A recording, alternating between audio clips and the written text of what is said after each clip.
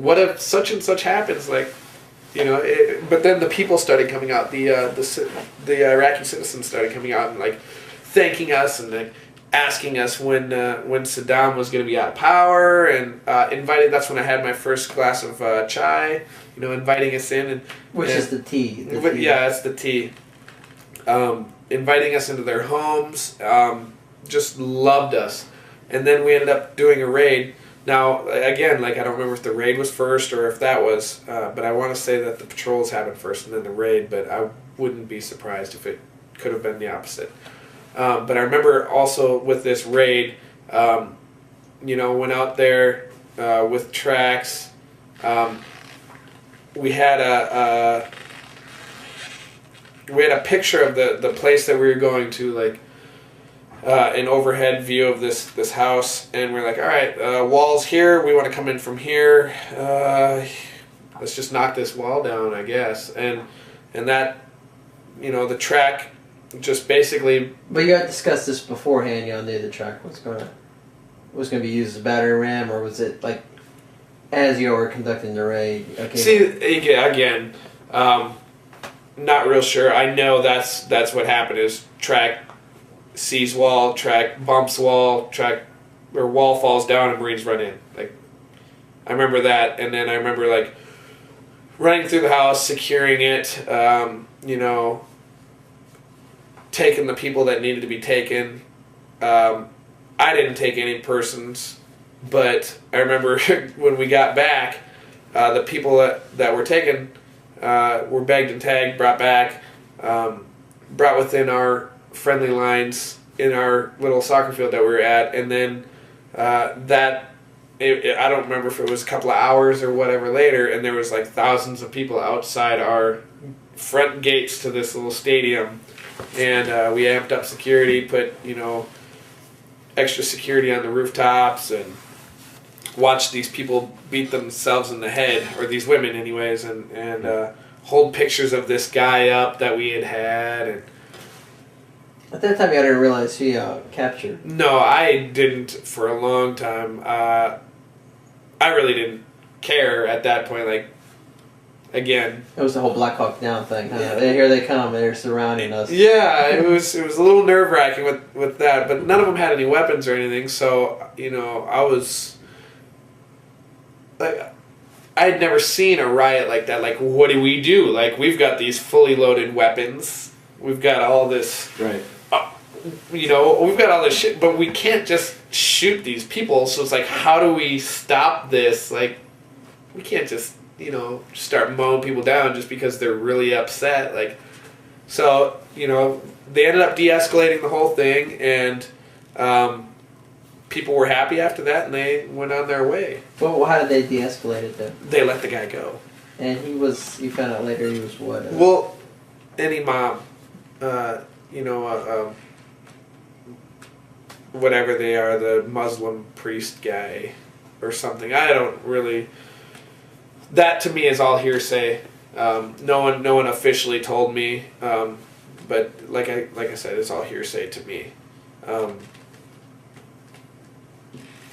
But I was told, again, hearsay, that we let him go with knowledge that someone else was going to go take care of things. Because he was a bad dude. Like, oh, he was. Yeah, like, he was a bad dude. Someone, like, alright, we know where he's at, we're tracking him, someone else is going to go do their thing. I don't know, that's beyond me. Like, so. But. And it just, in this raid, this wasn't the raid, I remember you were saying there was one where it was actually, there was some prison or something where there was like some kind of torture devices or whatnot, or was that? That. No, you're not talking about the actual prison with the bloody cameras and stuff. No, I was talking about the other one. You said there was actually like, it looked like there was like torture devices and there was like some kind of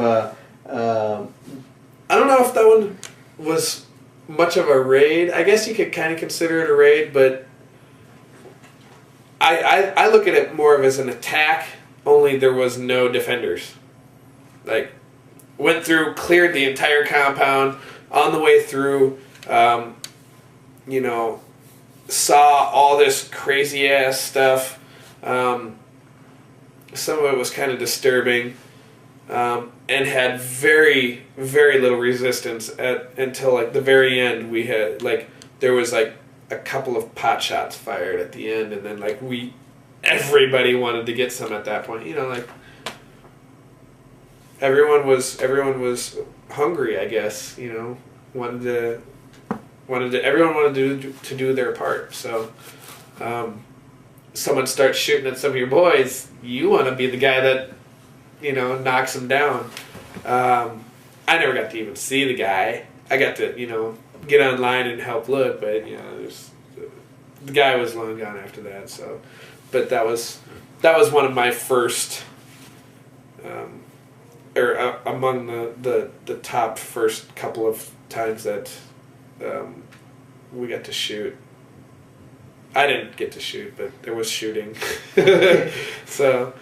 Well, what did you see inside the this compound? There was hooks from the ceiling, so that people could be bound up with their hands above their heads.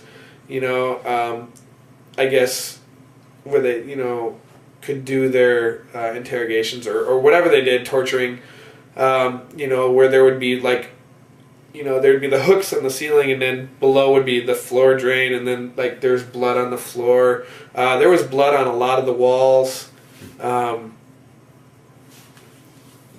Chairs that would allow people to be strapped down with the leather bindings. Cells, a lot of cells that we couldn't get into. They were locked, empty but locked. And then outside was a truck, like a van, like I guess it would be like a moving van type truck or a rental van. Like a U-Haul or something? Yeah, where you open the back door and it was full of bodies and limbs and stink. So these are actual victims at this facility, or are these like Iraqi soldiers that were policed from a battlefield or something, or do you? No, I think they were victims of something. They were pretty recent victims. Yeah, enough to stink, though. Who ended up discovering them? Did you see this, or?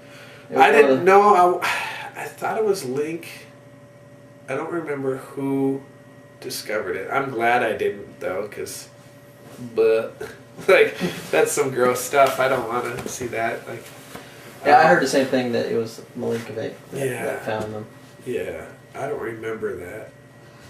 But you heard about it that day. It wasn't something you heard about. No, that was something I heard about that day. Like when we all came together afterwards, it was like, dude, what'd you see? This is what I saw. I was like, I didn't see that stuff. And the building you were talking about, it was like just this one-story building, or was it? Yeah, it was just a one-story. It was like I think there was a few buildings, because I remember a lot of running with heavy stuff. I think I ended up having to carry the hooligan tools. The hooligan? Oh, what's the? Which is, they call it a hooligan tool. There's what's all in it. It's a set of tools. You've got the lock cutter. You've got the I don't even know what there's some weird looking tools. You'll have to see a set sometime.